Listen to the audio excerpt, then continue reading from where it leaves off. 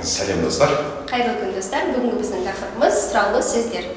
Ағылшын тілінде нақты ақпарат сұрау үшін арнайы WH questions деп аталатын сұрақтар қолданылады. Соны назар аударайық.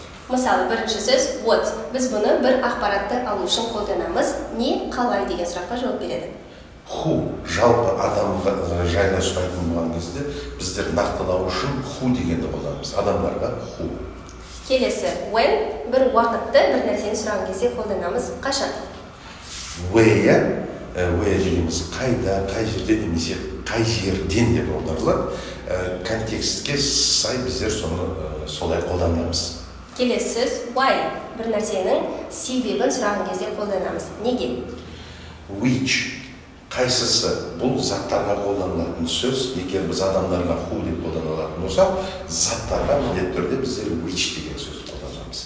Келесі сөз how. Біз бұны қалай деп аударамыз. Бір нәрсенің істеу жолын қалай деп сұраған кезде қолданған жөн. How many дегеніміз қанша деп аударылады. Егер саналатын заттар болатын болса, how many, саналатын заттар болса, how much.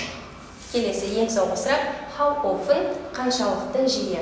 Бір нәрсенің орындалуы және қайталануына байланысты қолданамыз. Келесі. Мысал ретінде назар аудара кетсек, біздер сіздермен алдыңғы сабақта сұраулы сөйлем қалай пайда болатынын көрген болатынбыз.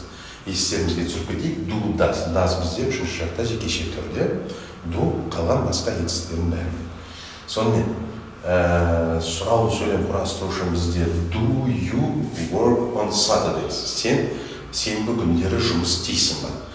Нақтылау үшін сұрақты кішкене күрделендіру үшін біздер WH questions сөйлемнің алдыңғы жағына қоямыз. Сонда бізде нақты сұрақ пайда болады. Where do you work on Saturdays? Сенбі күндері сен қай жерде жұмыс істейсің? Ал келесі сұраққа көшетін болсақ, how much does it usually cost to fly to Rome? Бұның бағасы қанша, ол әдетте тұрады Римге ұшу үшін деп сұрақ қоямыз. Немесе what do you